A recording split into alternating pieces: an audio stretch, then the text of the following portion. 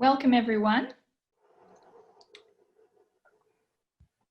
We're just going to give everybody a few minutes to join the call. So glad that we've got so many of you registered for this event. I know that I really do appreciate everybody signing in, because I know after what 13, 14 weeks of it, I think we're getting a bit much webinar fatigue and Zoom fatigue. I know I am anyway. Just to introduce myself, for those of you that don't know me, I'm Sally Pilot. I am the Chief Insight and Engagement Director at Black Sun. Really pleased to be here with a great group of people to carry on this conversation. Before I started, I just wanted to warn you that I have 4 children and a dog, so the chances of me being uninterrupted are very slim on this call. And then the other thing is my internet connection has been quite unstable. So Sue will be taking over if somehow I get kicked off the line. So anyway, so welcome everyone for our 4th and final webinar in our series called Rewiring the Ecosystem for Resilience, which is based on our FTSE 100 reporting research. Today I have a great panel with me. I've got Carla Bloom from Brew and Dolphin, and Ben Matthews from BP, here to share their experience as corporates navigating the reporting and communications challenges today. And then I've got Sue Lawrence Jones from Black Sun, one of our client partners, who's going to help me moderate and feed in some questions and some polling. So before we get started, Sue, if you could launch the first polling question, that would be great. To give us a little bit of context around everybody's reporting and how they feel that they're doing, that we can feed into the discussions. We also have a Q&A function on the webinar, so please keep your questions coming. Ben and Carla and I had a fantastic conversation last week, so I don't think we'll be at a loss for words, but we would love some great questions to help you with from a practical aspect. For those of you that have joined us before, I'm really happy that you've joined us again. Just so you know, as I mentioned, this is our 4th webinar in our series. The first 2 were where we launched our research called Rewiring the Ecosystem for Resilience. That for us is our 15th annual review of how the FTSE 100 are reporting. We launched it in a series of 2, one that focused on our principles of trust, and then the second, which focused on the building blocks of reporting. If you missed those, they were great webinars full of lots of insights about how companies are addressing and navigating the reporting environment. They're available on our website, or if you want to talk to us directly about that, that would be great. Last week as well, we had, just to understand a little bit more the investor's view, we had a great webinar with Sasha Sedan and Mirza Beg. Sasha from Elgin and Mirza from Aviva on what investors want and expect. You'll be all happy to know that they all do read the annual report, so it is very important. And there's lots of great insights from that webinar as well. So before I kick off with Carla and Ben, I just wanted to say a little bit about Black Sun. And we're super privileged to work with so many amazing companies and help them with their communications and reporting. And just to know, we don't just work on companies with their reporting, we work with them on how they communicate their value creation story to all their different stakeholders. So we're working with them on how we can meet their broader communications needs, whether that's capturing the spirit of regulation in their reporting, creating corporate websites which reinforce purpose, inspiring people via social media, or engaging wider stakeholders on sustainability. We're working with many clients on all of those things, which I know are top of mind with a lot of corporates at the moment. So looking forward to this conversation today. So what I wanted to do is, Sue, if we maybe, I'll just move to Ben and Carla and just really start with them. I just really wanted to thank them for spending the time with us today, which is great. Ben and Carla have lots of experience, and I'll actually leave it to them to introduce themselves, share a little bit about their experience and background and their focus right now. So Carla, would you like to go first? Sure. Well, thank you so much for having me on here. So as Sally mentioned, I've been in sort of investor relations for 15 years now, starting back in the day when there was a car phone warehouse. And over 5 years supported them as they sort of grew into more of a telecoms business and did the demerger of TalkTalk back in 2010. I did a very short stint of crisis management at Cable and Wireless Worldwide, and then moved over to Vodafone, where I was for the last 8 years, helping them again in their communication towards sort of being a more converged player, as well as sort of multiple M&A transactions. A very large sale of Verizon Wireless in the US. And last year, before I left to go to Bruin earlier in the year, I helped them support them in just the way they started to think about ESG as a corporate and the size that they are. It was just about understanding what it was for the company to how to communicate it, but equally, how do we navigate that internally? And as I said, then moved at the beginning of the year to FTSE 250, so much smaller, as head of investor relations to help them on their IR journey. But equally, it's a smaller company, and so we're starting to reflect on how we navigate through the world of ESG and how we communicate that. Again, recently we sort of had a head of sustainability join the company, and so it's about pulling all of that together and being able to communicate that. In line with all the good examples that are being outlined at the moment. Amazing. Thanks, Carla, for that. And last week when we had a conversation, we had a very far-ranging conversation on ESG, didn't we, and purpose and how it all fits together. So I'm really looking forward to getting stuck into that. Before we do that, Ben, can you give us a little bit of a background, your experience and what you're doing now and your focus? Sure. Thanks, Sally. Thanks for the thanks for the welcome too, and great to have the chance to be here again. And by the way, to your point, Sally, 3 children, a cat, and various bits of wildlife going on outside the window right now. So if you see me getting savaged by something, that'll be the reason why, because the window's wide open. So apologies already. So yeah, been with BP as Group Company Secretary now for 15 months. Prior to that, I spent a period of time with HSBC here in the UK as Group Company Secretary there. And before that, had a number of different roles across different companies in extractives, again in the sort of the governance space, covering the usual sort of range of responsibilities, including obviously topical for today in the area of corporate reporting. What I'd say probably of sort of interest right now is just to sort of acknowledge how quickly the whole sort of corporate reporting space, I think, seems to be evolving around us, not least as we had discussed last week, as you say, Sally, in the sort of in the context of the ESG environment and again how that is maturing.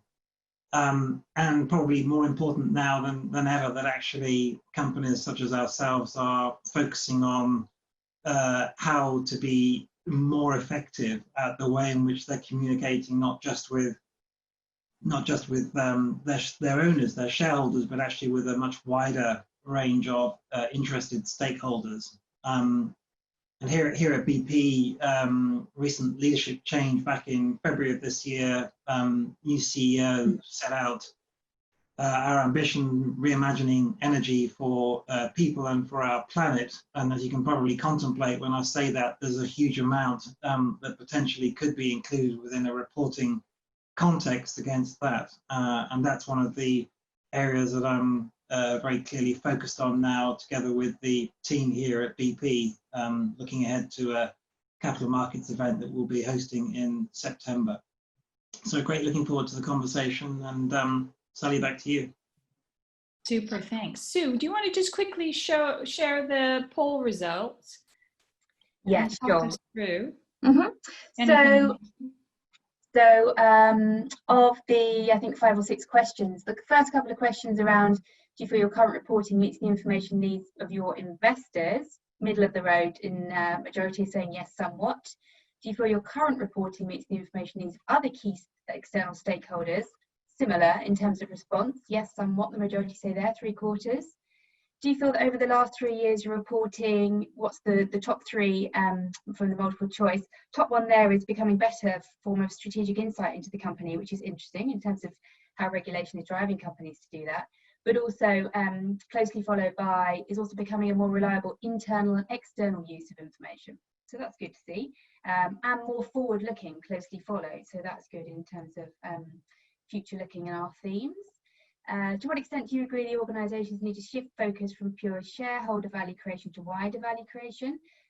Nearly 90% either agree or strongly disagree there, with only 12% disagreeing, interestingly. And then which of the following factors will be important to the success of your business in the future? Top answer there is still profitability, financial return for investors, I guess not unsurprisingly, but closely followed then by inspiring and engaging people, and also meeting ESG, social and environmental needs, and protecting interests of future generations. So clearly a hot topic at the moment.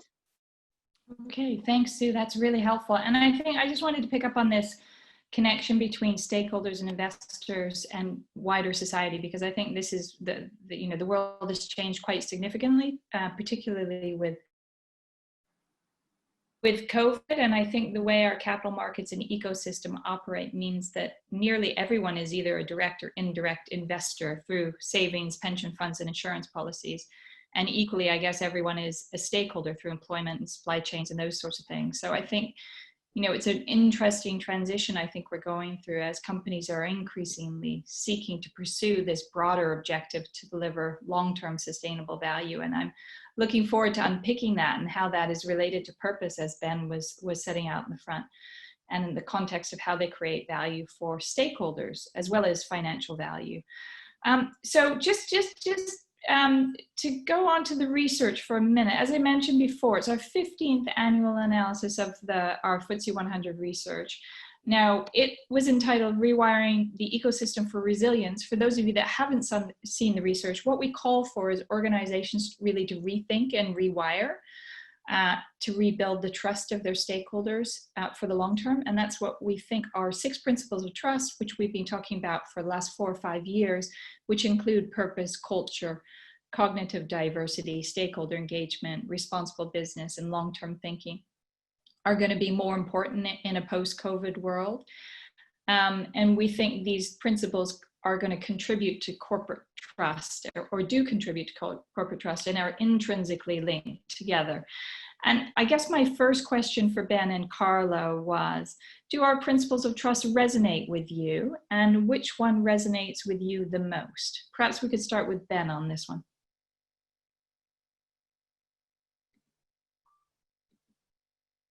Yeah, just coming off mute. They all, inevitably, Sally. I mean, they all resonate with me. I mean, this broader concept of trust, I just think is, of increasing importance, and perhaps brought even more sharply into focus as a consequence, if you like, of the situation that we found ourselves in over these last months, and in particular, given the role that corporates have been playing or have been expected to play, not just by their owners, of course, but actually by the communities that they live amongst and within. And of course, I think companies' boards are increasingly conscious of an expectation that that is there from a societal perspective about the broader role that companies should be playing and potentially can play as a force for good.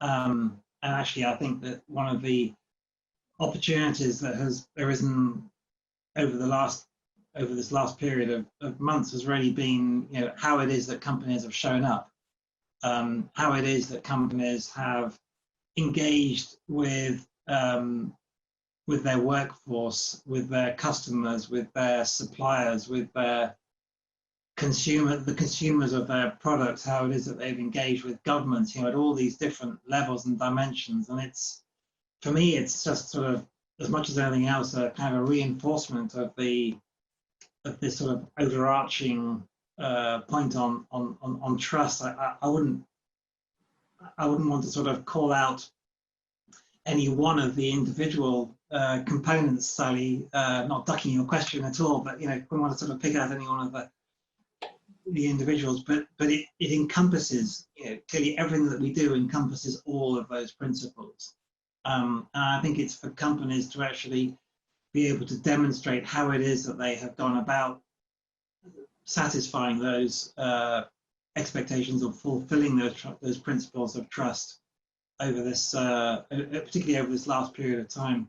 Probably even more importantly, if we're thinking about a year from now, when we'll be reporting to shareholders through the usual sort of corporate report, annual report route, just how it is that companies have conducted themselves. And I think there'll probably be, and this may have come up in some of your previous webinars, if you like, a sort of a test, if you like, of just how companies did show up. How did they embrace these principles of trust that you've outlined here? There's so much in this that we could probably spend the rest of the hour talking about it, but I better pause there and hand off to Carla. No, that's really helpful intro. Thank you. And Carla, what about you? Because I know we've had a deep conversation about this as well, and this idea of trust, and what it means. Yeah, I mean, I think if I look back at my experience last year with Vodafone particularly, I started the journey, with a blank piece of paper to try and figure out, how best to communicate to not just to investors with my investor hat on, but how can you align your communications so that it services all stakeholders, so be it regulators, be it employees, and there should be one voice. And so I think for me, like Ben, they all resonate with me, but I think if you can start with a purpose, I think that then helps you define the rest. I think, if I take my sort of 15-year journey, I remember at Carphone trying to create a vision, and I think that vision now has become the purpose. And again, it just helps all stakeholders be totally aware and understand exactly what we're trying to do from a corporate perspective. And so I think when we started, like Ben, we had a sort of a new CEO step in back in September 2018 who created the purpose, in which sort of the purpose-led strategy came and evolved, and it was held at the board level, which was helpful. And then again, I think from there, if you then go through the organization, it's one voice, and the purpose should be framed around all stakeholders. And I think for me, again, in the sort of over the 15 years, for me, it's about transparency and trust go hand in hand. So I think, through this whole journey we're all on, I think, being able to create a relationship with, doesn't matter what stakeholder, I think transparency for us is the best. So, even if you take the ESG framework and you try and think as a corporate, what do we, what is, from a corporate perspective, what do we do well today and how can we communicate that? And if there are things that we aren't being fully transparent about, can we be a little bit more transparent in terms of being able to, what can we achieve and how we can achieve that? So I think from my perspective, you know, the transparency and stakeholder engagement will be beneficial for that long-term relationship. It's not about, you know, the relationship at the beginning. You know, it's about fundamentally growing that relationship as you go on. I would totally agree with that, and I think that's a really nice way to put it. And I guess that's probably why some of the research early research that says that those companies that are focused on ESG factors and these wider relationships are faring more resilient, particularly at this time, because they've probably spent the time building those relationships, which I think is positive. So just reporting, I know that we've talked a little bit about reporting, but I want to just dive a little bit, as we all know, because all of us have been in this reporting game for a very long time, and it's really changed quite significantly, as Ben said, you know, over, you know, speed is picking up in the last few years, but over the last 15 years, from what was very compliance driven to really, I think, beginning to challenge mindsets, try to change behaviors, really, you know, encouraging companies to demonstrate real sustainable benefits for wider stakeholders. And in my view, reporting, the whole point of it is to create a better conversation and dialogue, both internally, but also with your external stakeholders. And I think both of you have talked about this idea of transparency and how important it is to trust. And I think transparency, you know, helps to drive accountability and drive behavioral change as well. So my question for you was, do you have any examples, you know, specific examples of where you've seen reporting drive fundamental change in your own thinking within, you know, the organization that you're in now, or an organization perhaps that you were in before? I'll kick off, Ben. I think where we were last year, again with my sort of, you know, my Vodafone hat on, was we had an amazing sustainability report that was being produced every year alongside the annual report. And I think as companies are starting to reflect on, you know, ESG and communications, there's a big question on how that becomes, you know, how can we use it as how can we collaborate rather than doing it separately? And I think, you know, again, historically, sustainability teams were used to be sort of bolt on, and you know, it wasn't really fundamental to the sort of business as usual. And I think that's all changing. So last year we decided to review that. And again, it's, you know, who reads the sustainability report? Again, it's going back to who is your audience and what is the best material and communications? Again, not just for investors. Again, these are communications now that will be used for the regulators, for your employees. And so we decided to try and do, and I think obviously, you know, I think a lot of companies are already there in terms of integrated reports. But again, how do you change your sustainability communications to more of an ESG communications, and finding that, you know, where do the initiatives start and who owns those initiatives is also sort of key when you're starting to reflect on your communication. So that definitely drove a change at Vodafone. They've just reported, I think, their first ever integrated report, but it certainly started to drive some of the behaviours internally. And you know, sustainability teams are we had a sort of a 12-man sustainability team. They had the onus of being able to drive the initiatives, but there was no, I guess, executive level decision or targets that allowed them to do their business. They didn't have a budget, they didn't have various things. So I think this changes sort of, just by changing the communications, allows you internally to reflect on where those targets sit and who has ownership of that. And again, I saw a lot of the ownership then starting to move to the executive level, which again is great, and again is all overarched by the purpose. Fantastic example, really helpful. And Ben, do you have any examples? Yeah, I was kind of thinking about it. I mean, yeah, some examples, but I'd say, Sally, that actually there's a bit of a journey that we're on here, which is sort of year after year constantly striving to sort of make a better connection from a from the perspective of what it is that you're talking about, the narrative and the strategy, that connectivity between strategy and outcomes, and this is probably the area that is the most single difficult area to talk about, because a number of institutional shareholders, in particular regulatory bodies as well, are now seeking more overt, more explicit connectivity between strategy and performance. And I've seen some very good instances of that. Back in the day at Rio Tinto, I think that they did a really superb job making that connection work in terms of the strategy and performance outcomes. And here at BP, it's probably, I've seen some great creative, thoughtful reporting. And I think that where we're at right now, of course, is this sort of process of transitioning from a traditional hydrocarbons company towards being a much more significant player in the renewables markets, which is a multi-decade journey.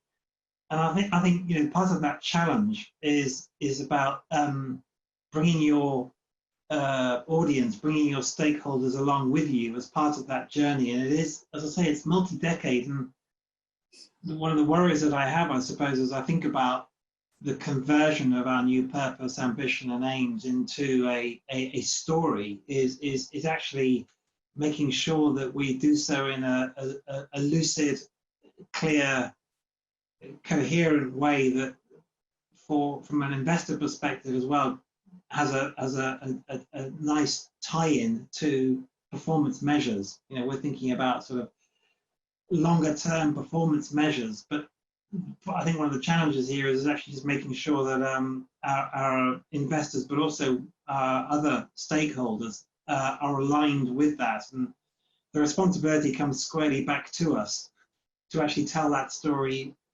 cogently and coherently. Yeah, and that is certainly is a challenge. And I guess the other word I would add to it is probably authentically is probably necessary for that with all of your stakeholders. But it's, sorry if I may, I mean, I agree with that. We all love some authenticity, and and I absolutely support that.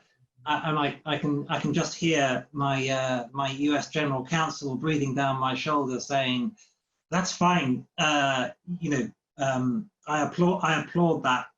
Here's if you like let's ring fence that. Let's put a sort of safe harbor around that in terms of not exposing ourselves unduly to being US listed as we are, and then actually pretty much 45% of BP is now owned out of the US. We're very clearly cognizant of the responsibilities that we have from a reporting perspective to that part of our ownership as well. Yeah, absolutely. No, I appreciate that. And I think this point on linking purpose right through to strategy to performance is a really important one. And I think, as you said, it is very much a journey.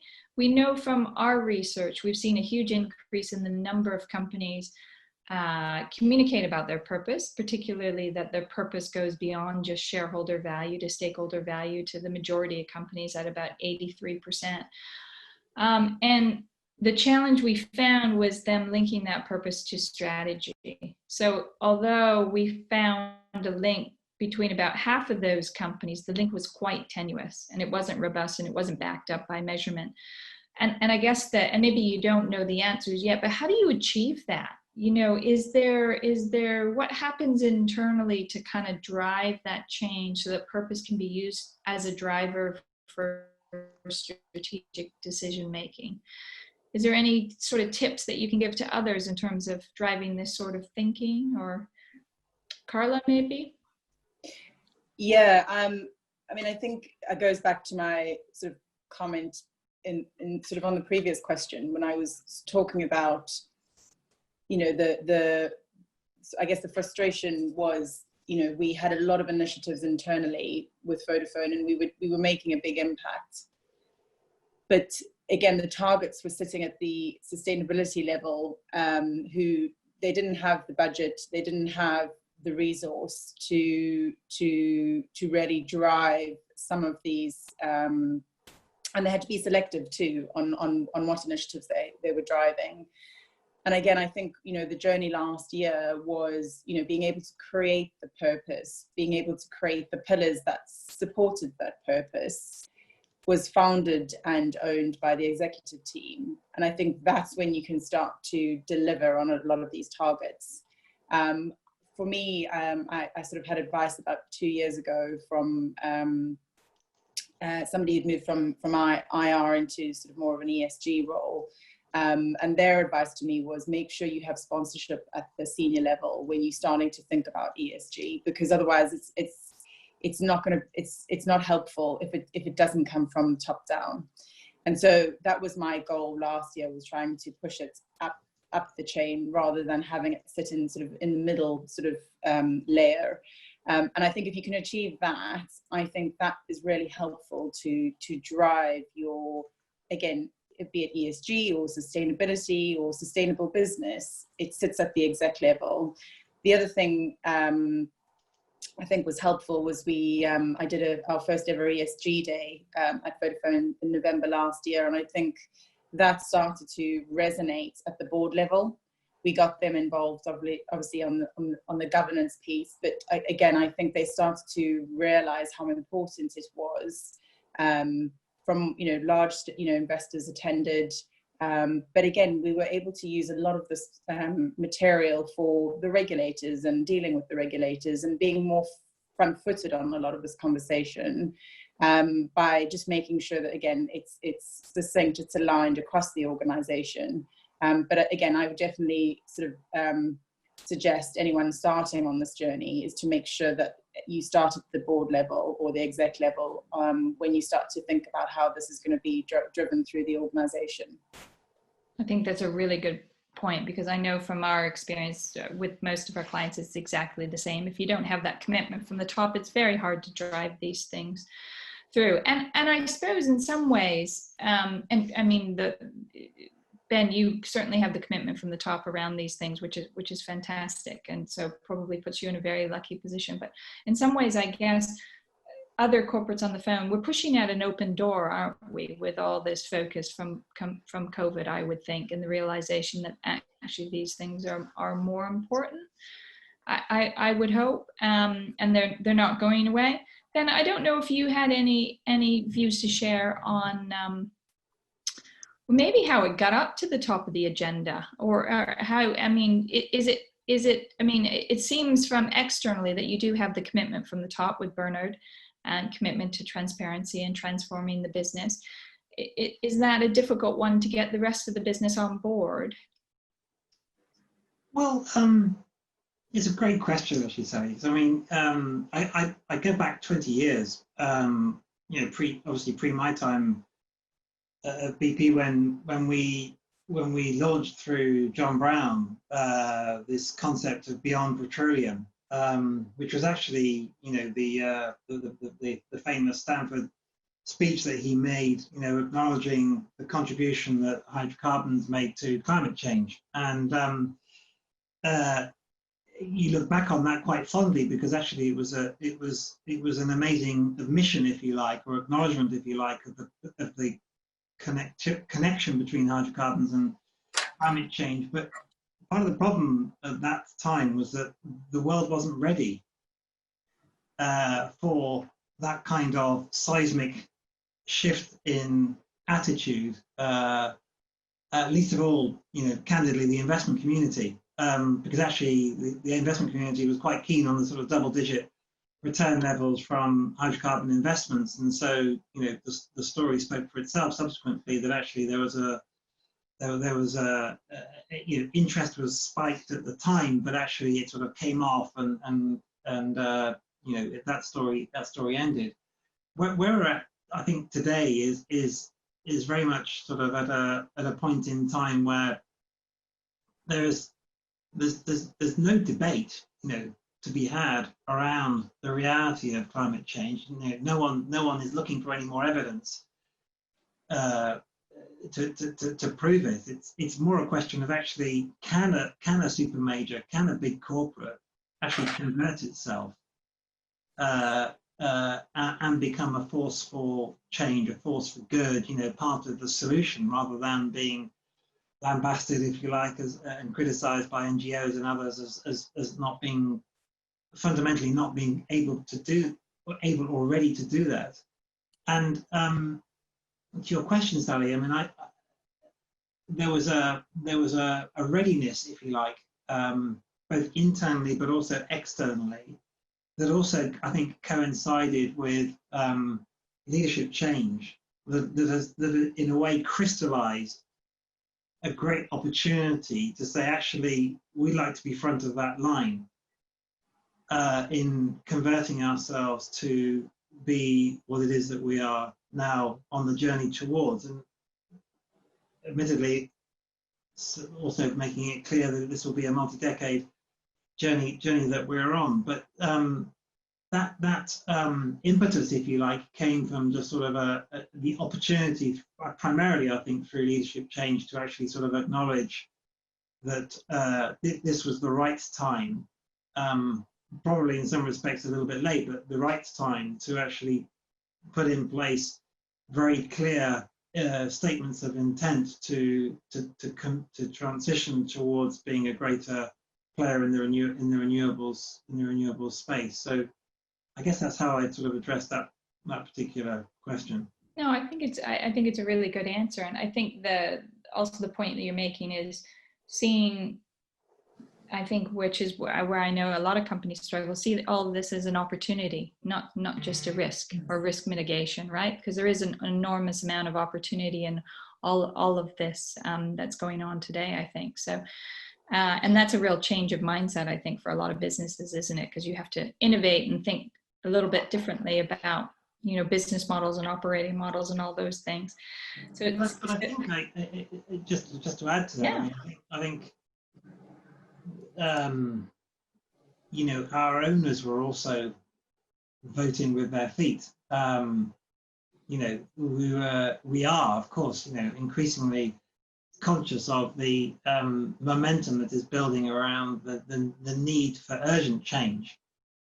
And you know, nothing is fast enough in some people's minds, and you kind of get that when you see the kind of climatic events that have, you know, we easily forget about some of these, you know, the flooding and the fires in Australia earlier this year, late last year, and relative to where it is that we are at now. And we were also experiencing, you know, increasing momentum from very large institutional shareholders whose clients, as Carla will know well, whose clients were actually just sort of clamoring for explanations as to why it is that those firms were continuing to invest in a BP or a Shell or you know, whatever the company might be.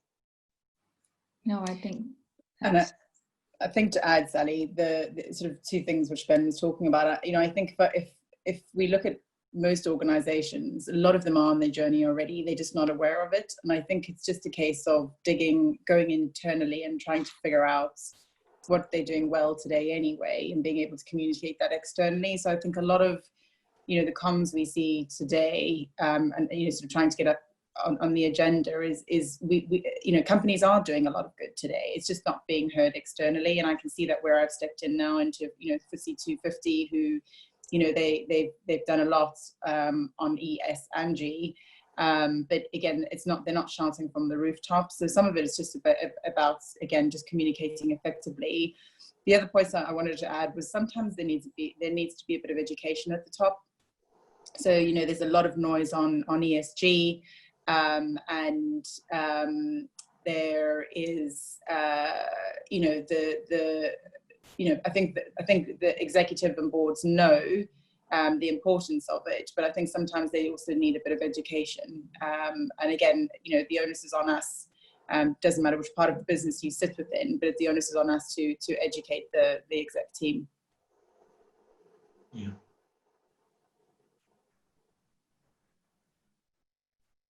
Sally's just frozen there. Okay, that's quite interesting. I'm just going to launch the second poll just so that people can have a view of that, because it's quite pertinent to some of the things that we're talking about. Just in terms of your further thinking around that topic around ESG. What do you think the balance is between the E and the S and the G? I think we've seen personally swing towards the S away from the E, as you've just been talking about and commented on, Ben. What do you think about the balance now and what we might see going forward in the near term? Yeah, I do. I mean, I completely agree with you, Sue, that we talked a little about this last time, but all of my more recent interactions with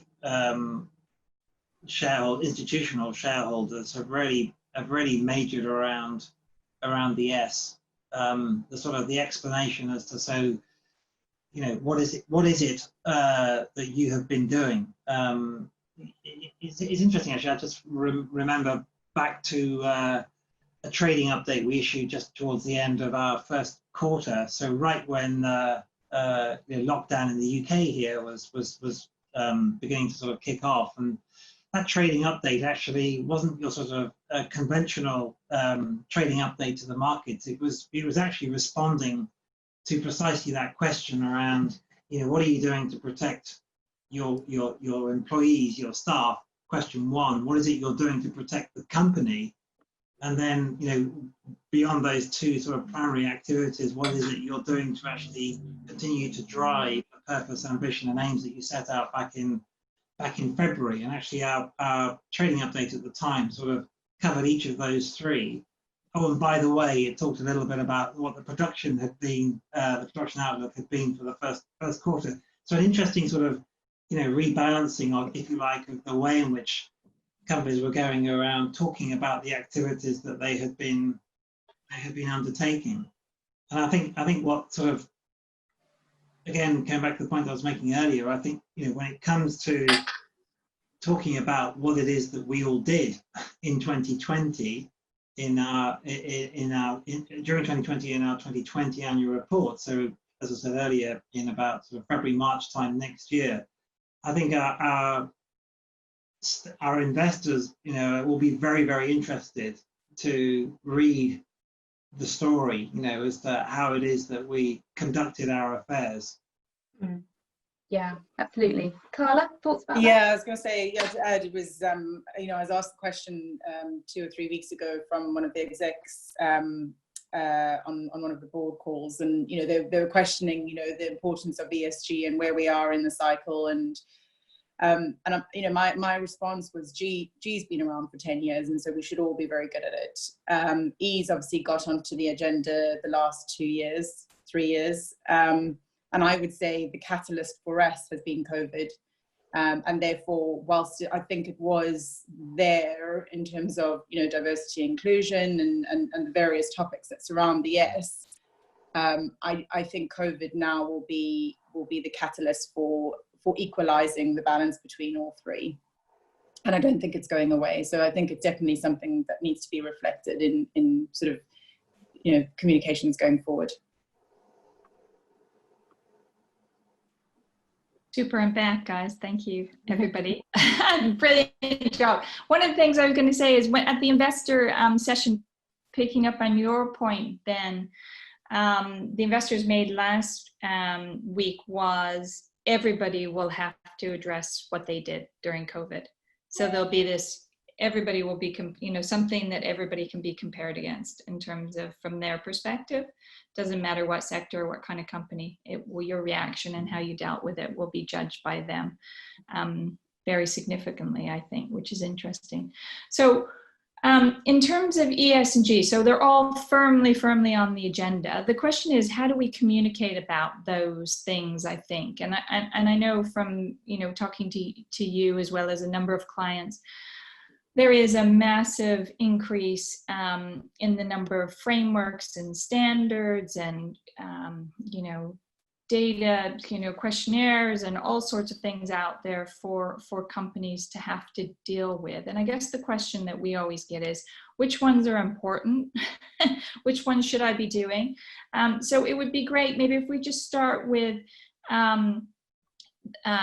we've talked a lot about climate, so we've talked with TCFD, SASB, SDGs, IIRC, GRI. I mean, as I understand, there's a movement in the global arena to come up with a globalized reporting standard. And I don't know if you noticed at the beginning of the week, the GRI and SASB have come together in a collaborative effort to, you know, work on standards across for both investors and both stakeholders, but work in a more collaborative way. So I think that's a step in the right direction. But in the meantime, how do you address all these things?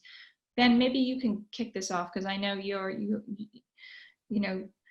up against many of these things that you have to report on as well for your investors. Yeah, absolutely. I mean, and of course, you know, our investors are also, you know, terrifically influential. We've had, you know, some quite sizable institutions who have been party to a shareholder requisition resolution just last year. In fact, we had two last year. And to your point, actually, Sally, I think one of the things that our board reflected on last year was whether there was a chance to actually support the resolution that was proposed, and in this particular respect, it was a resolution where we actually agreed ultimately that we would support it, because actually where it was angled at was encouraging greater transparency in reporting about how it was, in this case BP, would be aligning itself with the Paris goals from a strategy perspective. And what that in turn has resulted in is within our carbon aims that we set out back in February, an agreement that actually will support TCFD reporting, will move more squarely towards that for the 2020 financial year. And we'll be looking at SASB, and of course you mentioned the GRI collaboration earlier this week that was announced. I think part of the problem for us all is that this is a fast-moving, field, and you've got here in the UK the very real prospect, I think, of TCFD becoming the de facto standard for UK quoted issuers to be reporting against, in all likelihood, for the financial year 2021 onwards. And I think in some respects, that'll be helpful because it'll introduce a new sort of baseline around how it is that companies are reporting on climate risk issues. And in some respects, it's kind of a welcome opportunity to sort of have that sort of rebasing, to do that sort of stock take around how it is that we report, so that eventually shareholders can compare and contrast in a more informed way than perhaps they're able to do so today. Yeah, I think that's a really good point. And I mean, I particularly like the TCFD framework, even though it's for climate. I think the fact that it focuses on the board and senior management, as Carla was saying, and you know, them addressing the issue is really important, and I think it can equally be applied to any of these issues. So I think it's a very good framework. And Carla, what about you guys? I mean, being a FTSE 250, one of the challenges I know is probably less resource, less time to address some of these things. Your experience at Vodafone was very different. How are you feeling about, you know, the myriad of different things out there now, and you approach that? Yeah, I mean, you know, sort of to sort of, you know, continue on sort of Ben's thoughts. You know, when again, even in FTSE 100, we looked at the multiple disclosures, the indices, you know, the multiple surveys that we have to try and do for ratings.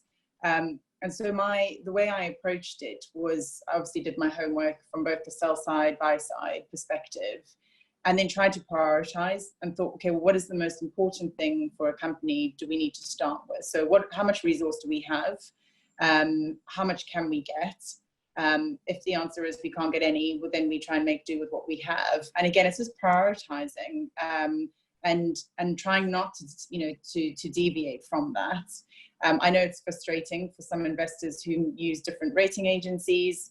But I guess the world is moving to a place from a shareholder perspective, is where they're doing their own analysis and due diligence anyway, and it's possibly the ratings are used as a screening method. What was really interesting last week when I dialed in and listened to Sasha was, him talking about, yes, all these frameworks and methods in terms of reporting, but actually from an industry or a sector, we should be coming together too and trying to agree on different benchmarks, measurements, because, to Ben's point, we're all going to be measuring things differently. All sectors are different. The way ESG investors are looking at it, they're not necessarily sector specific, and so they're quite, there'll be sort of generalists in there.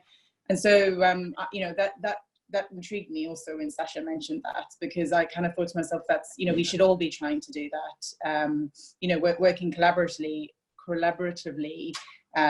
across sectors and industries, really, to be able to do it properly. Because it's overwhelming to sort of trying to think about where to start, what to do, what's most important. And I think if you start with your priorities, and then making it easy for yourself rather than trying to do everything, it's going to be a process that you're going to evolve, and therefore you've got to do it sort of slowly and gradually. Yeah, I think that's a really good point. And the other thing, I think Sasha and I've heard others say, investors anyway, is just make sure you own your own story.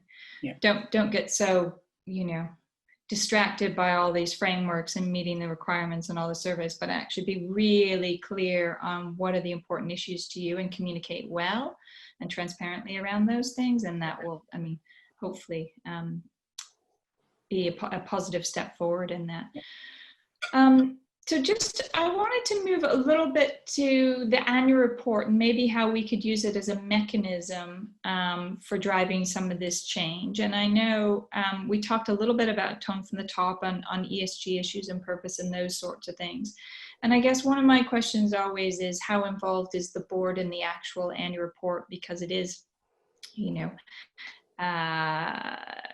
demonstrates those fiduciary duty, it's audited, all those great things that we know the annual report is well for. But we know from our own experience that not all boards are involved in the annual report or take it or see it as a strategic kind of communications vehicle, as well as a compliance document. So I guess the question is, and from some past research, we know that sort of it's about 50-50 in terms of boards that are engaged and boards that really simply just sign off on the report, but don't really get engaged in any of the messages or take any great accountability for the content in the sense of being involved. I guess it would be great if you had any practical advice you could share on how maybe you use the reporting process to put some of these things onto the boardroom agenda, or how other corporates could learn from some practical steps that you might have taken. Carla? Yeah, I would say I think, again, going back to what I was talking about earlier, was targets. Being able to have targets on your ESG metrics help involve the board. And I think from historically, I would say boards probably get involved in the governance section, in the risk section, because that's sort of business as usual. I would say less on the sort of strategic narrative in front, or upfront. But I think that will change over time. But yeah, I think having targets set will ultimately get them the board more involved. And I think as we go along, I guess investors are looking more towards ESG remuneration targets. And I think that's when you'll start to have the board more engaged in this topic of conversation. I think some companies are there already, and I think some companies are still trying to define what that means for their business, and how that can be set in the remuneration of the exec team. A good point, and an important one, and you're right. I think there will be people taking more note of that, definitely. Ben, thoughts? Yeah, I completely agree with you, Carla, actually. I think in our case, with having had a shareholder acquisition resolution last year that we supported, obviously one of the obligations that came with that was for subsequent disclosures to reflect the conditions, if you like, of the shareholder resolution that was passed, which practically means that actually the narrative reports needed to be aligned with the what was set out in the original shareholder resolution. So how the strategic actions that we were taking were aligned with the Paris goals, which necessarily, Sue, I think means that actually you're going to get at least an audit committee, if not a board, that is perhaps even more focused or even more galvanized around the product that gets published, in our case, in the sort of the end of February each year. But to the sort of original question, I think the the approach that I've quite liked, and which I've put in place in a couple of companies that I've been with, is, if you like, is to have the sort of the formal oversight role in respect of the annual reports to be through the audit committee, but actually to sort of pair that with the role that in our case, the Corporate Sustainability Committee, we call it something differently here, but essentially the Corporate Sustainability Committee, so that actually you can bring together from the board's perspective that sort of balance between your financial and non-financial risks, and the story that accompanies them in terms of the sort of strategic dialogue and the strategic narrative, coupled then with the outcome of this point in time measurement each year. How is it that, taking into account those financial and non-financial risks and the strategic priorities you'd set for yourself, what is the outcome at this particular point in time? And the other way, I think, possibly, Sue, to sort of try and keep it live or dynamic, if you like, from the board's context, is to sort of avoid the word annual and to sort of think about this more as being a sort of a continuous sort of dialogue, which I think a number of companies do really, really well, and not to think about the annual report in isolation as an annual report, but actually just that sort of that line that you draw in the sand each year, where you say, okay, well, this is where we're at, but actually keep on listening, because actually the news flow is going to keep on coming during the course of the remainder of the year. And probably even more important in that context, that not only is there sort of that continuum, but there's also a consistency in terms of that messaging and the opportunity that messaging creates, if you like, for companies during the course of their annual cycle.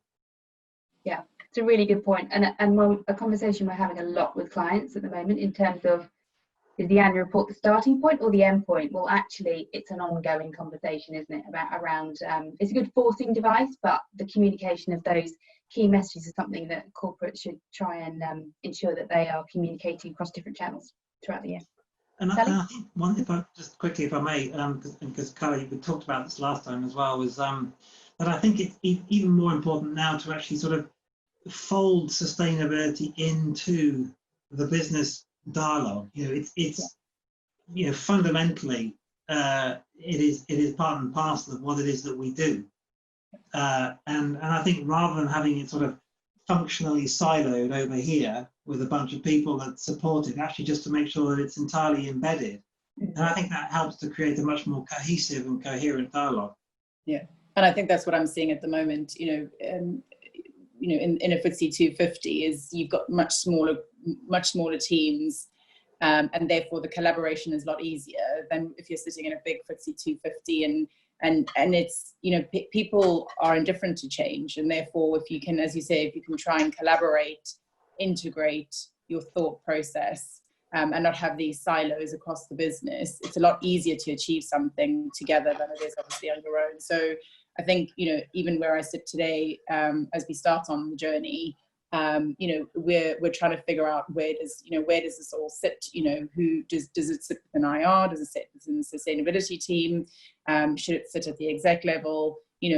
How do you start that journey? And as I said to you the last time, you've got to start as you mean to go on.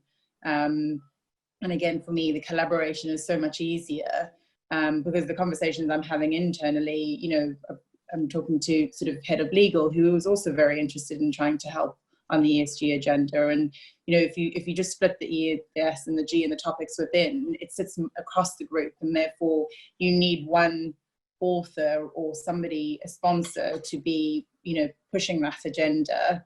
And it's indifferent where it sits, but ultimately at the end of the day, I think, given that the buy side are pushing a lot of it, it is helpful for IR to sit within that conversation, because ultimately we're the ones that are going to get most of the conversation, or most of the questionings will be coming through to the IR teams. But it's not to say that we should own it, but again, it's a collaborative process that should be helped across the organization. It's a really good point. And maybe it will just be mainstream for everybody, right? For investors and corporates alike, in terms of the way we talk about it, because I think that seems like the journey that we're on, which would be really nice if we didn't have these terms like ESG or sustainability, which is good business, right? In the future, that would be the aspiration. Okay, we're running out of time, and I'm running out of bandwidth, obviously. Apologies. So just one final question to each of you is, what do you think? I mean, we talked a lot about the future of communication and it being more continuous. Could you just tell us your final thoughts on the future of kind of reporting and communications with stakeholders moving forward, and where you'd like to see that going? For me. Where's my golden ball? What were the top agenda items be that you need to communicate with stakeholders? I think we're continuing on the way we're at the moment. I really do. I think, ESG has put important topics on board agendas, and I think that was what was intended for. But to your point, which we've just spoken about, it's an evolution of the direction we're going on. And again, if you look back 15 years ago when I was working with you on my annual reports, it was all about communicating the company and the strategy of a company. And it's so different today. It's more about, as you say, how are we being a responsible business? I think to myself, there's $7 trillion of assets under management that will be sort of focused on ESG funds or businesses in the next 2-3 years. And therefore, for me as an investor relations, our stakeholder management is changing fundamentally. It's not just your mainstream investors, but you're now sort of starting to talk to ESG investors, and so the whole dialogue changes. And so I do think it's an evolution. I don't think we'll deviate from where we're going, but I would hope as you say, as corporates get on board and understand what it all means, it becomes business as usual rather than it's a chore or a hassle or anything like that. And I think it's difficult for again FTSE 250 with the resources to be able to jump on board straight away. Will probably take longer than FTSE 100 who might have the resources and the budget. So I think for me it'll become a natural conversation also with mainstream investors, which we're obviously seeing, and you won't have sort of the governance on the side and maybe a sustainability on the side. It'll be collaborative on the buy side, sell side, and within the corporates. Great. And Ben, did you want to make a few final comments on that? Sure. Yeah. I mean, and again, very aligned with Carla's way of thinking. I mean. And I think the reality is that you're never going to satisfy all of your stakeholders all of the time. Let's face that reality up front. First point. Second point is, I think increasingly the challenge is going to be with the finite resources that we have, actually continuing to make sure that the dialogue that you have with the stakeholders that you're targeting is meaningful. Is concise. It's too easy to add, Sally, as you and I have discussed before, but it's much more difficult to actually take away, and to sort of leave stakeholders with a feeling of confidence, if you like, around how it is that you've articulated what it is that you've done over any particular period of time is a real challenge as much as it's an opportunity. Things like TCFD, things like SASB, I think will ultimately be helpful, but I think there needs to also be some room for a bit of creativity here, and also just to sort of recognize the reality that we're now talking to a much wider audience than perhaps we were even 10 years ago.